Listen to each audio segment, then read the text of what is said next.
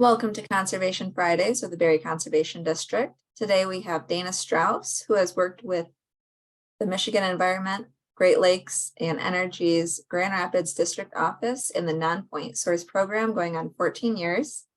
She covers the Lower Grand River watershed, including the Thornapple River and all of its tributaries. She grew up on a small farm in northern Michigan, received her bachelor's degree from Central Michigan University and master's degree in aquatic biology from Grand Valley State University. She resides in Berry County with her family, and when not busy with kids, sports, and 4-H, she enjoys gardening and spending time outdoors. All right, so today I'm going to talk about our non-point source program and then a little bit more about our 319 grants that we have available. And I think you had Julia Kirkwood last week who also works in the non-point source program, talking about shoreline restoration and natural shorelines. But first, what is non-point source? I imagine most of you know, but really it's any of the pollution it's not really coming straight from a pipe. It's when it rains, the rain picks up soil, nutrients, oils, anything that kind of flows over land is considered a non-point source if it's not coming out of a pipe. The non-point sources program's goals are to restore impaired water bodies. So where some of that non-point source pollution is impairing our waterways, maybe extra nutrients, fertilizer, E. coli, things like that getting into them, altered hydrology. But we also want to protect high quality waters. And we're lucky in Berry County, most of our watersheds are pretty high quality. We have some E. coli issues, but again, mostly we have high quality waters here, which is awesome. So what we do in the non-point source program is watershed management planning. In fact, one of the first watershed management plans that I had to review and approve when I started with EGLE was the Thornapple River Watershed Management Plan. And you have to have an approved watershed management plan in order to be eligible for many of our pass-through grants. Since 1990, we have implemented and overseen over 750 grants that encompasses over 3,000 best management practices. So we see a lot of grants. Also with our program, we conduct environmental and social monitoring, increase public awareness, and offer technical assistance to stakeholders and grantees. You can go to our website, for which the link is there, just michigan.gov NPS, for staff contact information, questions about our requests for proposals, their appendices, any forms and instructions for those, as well as previous grant information and our different success stories. This is just kind of an overview of what that website would look like if you want more information. However, I am your local non-point source person, so if you were to look at the staff map, you would find contact information for me as I cover Berry County and the Thornapple River watershed, which is what the majority of the county is. So there's the contact information. Here's our staff map. You can see I'm in Kent and Berry County, Ionia, some contact information. The last slide also will include some contact information. There's where you could find grant information, guidance and technical assistance. There's all kinds of documents on the website, including the approved watershed plans. So I believe the Thornapple plan, there might be a link to it on Berry Conservation District's website, but if not, you could always download it from our website as well. We have a lot of different grants. The main one is our 319 grants. We also have the Watershed Council grants, which are relatively new. I think this is our third year maybe of those. Those grant applications were just due this previous Wednesday, and they're smaller $40,000 grants. The 319 grants, usually we have $3 or $4 million available every year. The minimum amount you could ask for is $25,000. People ask for a lot more than that. Typically, the average grant is about $380,000. Those do require 25% match, but a lot of folks will include more than that, averaging about 50% match. And we fund 10 to 12 projects a year. Last year in the Grand Rapids district, we received 4 proposals for the 319 grants. I think there was about 20 proposals statewide, and we're not quite ready to announce which projects are funded yet. Hopefully soon we'll be able to announce which ones are funded, and hopefully we'll have some local projects this year. Our schedule for those 319 grants, and the part of why I'm talking now here in May, is our request for proposals will come out mid-July, maybe early August, and then we'll have a notice of intent that is due, which is just kind of a 1-page form that you let us know that you plan to apply, what watershed you're working in, so that we can make sure that grantees are eligible before they submit a full proposal, which are typically due in November, because the full proposals are a bit of work. And before we instituted the notice of intent, we did have some people that would go through all of that effort and come to find out that they weren't eligible to apply, which, that's not fun for anybody. So eligible applicants are non-federal units of government, public and private colleges, universities, as well as nonprofit organizations. A lot of our grantees do happen to be conservation districts. I've had several grants, both with Kent Conservation District and Ottawa. They have some open ongoing projects now. Eligible activities in those grants, or for those grants, they have to be consistent with our program plan. Then also, I mentioned that you had to have a watershed management plan. And so we're looking for grants that implement the recommendations in those watershed plans and that are in critical areas in those watershed management plans. And if you need help figuring out what those are within the Thornapple plan or another plan, I'm here to help with that. We do not fund, though, permit requirements, maintenance activities. We can't purchase land outright. We can provide funding for conservation easements, but not the actual purchase of land.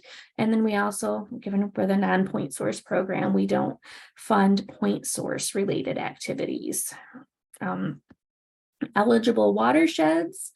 Let's see, so this was last year's map. I believe we may have approved 1 or 2 more since then. I know I've approved a couple. The Coldwater River Watershed Plan, which is a sub-watershed to the Thornapple, they just updated their plan, and I approved the plan update last week.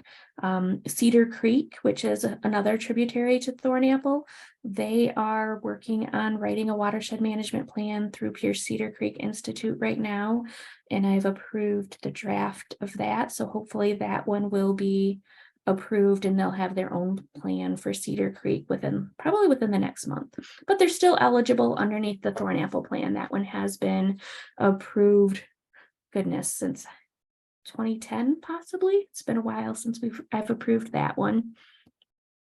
So requirements for all of the 319 projects would be, we typically, they cannot exceed 3 years. You can propose a 1 or a 2 year project, but we can't exceed 3 years.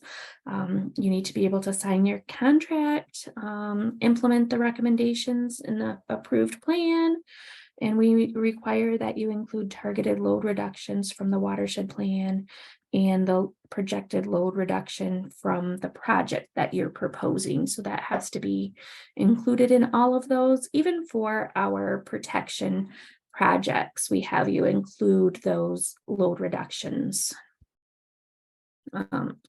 So for the last 10 years, we've had some priority funding tiers. So our top priority is restoring impaired water bodies, removing specific causes of impairments, and measurable water quality improvements in the impaired water bodies or watershed. So again, Berry County, we're pretty lucky. We have pretty pretty good water quality. However, we do have E. coli issues, and a lot of the thorn apple is included in our statewide E. coli TMDL. So that's one area of restoration that we could focus on here. Also protection, improvements at non-point source impacted sites and high quality watersheds. Let's say we have a watershed or a tributary where they're not listed as impaired. So we have our 303D list that lists all those impairments, but we know that the water quality is threatened. Maybe it's a cattle access site, maybe it's a road stream crossing that's causing erosion, something like that. We can fund that under our protection category because we want to fix those problems because before it comes to a point of actually being a measured impairment. Also under protection, making substantial progress towards land use protection goals, so conservation easements in an approved plan. Tier 2 is outreach and education. So we have tools to measure how successful outreach and education programs are, and we can show change in social indicators. Just, showing how more people are aware of the watershed, what's going on in the watershed. A lot of people don't really know and connect that what they do on their property, that's all part of the larger watershed and can impact, even if they're not like right on a river or a stream, what they do can impact that water quality. Also, tier 2 is making substantial progress towards a load reduction target in an approved TMDL, and which is a total maximum daily load. I don't know if I had spelled that out when I mentioned our statewide E. coli TMDL, or making substantial progress towards implementing the watershed management plan and the load reductions in those plans. Lower priority projects or our tier 3 projects is pretty much anything else that's consistent with meeting the criteria in our program plan. Typically we fund it's complicated how we fund things or how we select our projects, but we do like to select our tier 1 proposals. That doesn't mean that we haven't funded tier 2 and tier 3 proposals. It just depends. We also try and fund a mix of projects statewide. So if we ended up with 20 proposals and 19 of those were for ag BMPs and one was like information education, we might fund an information education proposal over some of the ag proposals just so that we can have a diversity of projects too. And then tier 3 proposals will be considered last, but again, we have funded those before. And what we really look at is our project outcomes, making sure proposals and the projects that are included in those are designed to show measurable water quality improvements and meet our EPA targets, which is fully restoring non-point source impaired water bodies, removing specific non-point source causes of those impairments, or improving water quality in smaller subwatersheds, those 12-digit HUCs, which HUC is the hydrologic unit code. And again, also achieving or making progress towards non-point source reduction targets and total maximum daily loads. Protection projects, which I talked about a little bit. We are looking for ones that result in measurable water quality improvements at non-point source impacted sites or make progress towards implementing land use targets in a watershed management plan, and then outreach and education projects that can show change in social indicators. One area of emphasis that I thought the Conservation District would be interested in is we do have an area of emphasis for agricultural practices. We're looking for BMPs to be implemented in critical areas that include cropland management strategies, livestock strategies, drainage water management strategies, as well as nutrient management, no-till, and cover crops. There's other ag BMPs that we can fund, but those are kind of the the main ones, and you could look at the appendices for the request for proposals for more information on that, which I think that's kind of covers everything really quickly, what we do in the non-point source program, as well as a little bit more detail in the 319 proposals. If anybody has questions, feel free to let me know.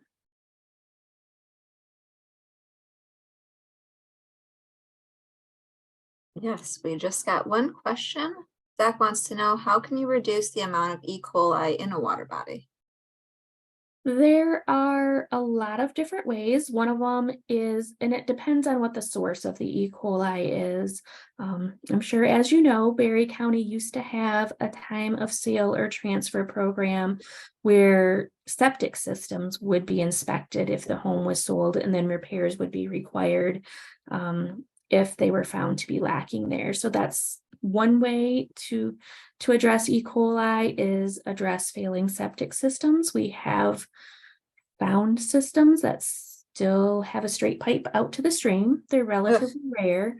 But a bigger issue is maybe if somebody has a failing drain field and it kind of is soggy, and then it rains and that pollution is kind of carried off into a nearby waterway. Other folks will have their septic systems, and it used to be an acceptable practice to tie in your septic system to maybe some farm tiles, and it goes out through the field, the tiles that way, and can eventually get into a waterway.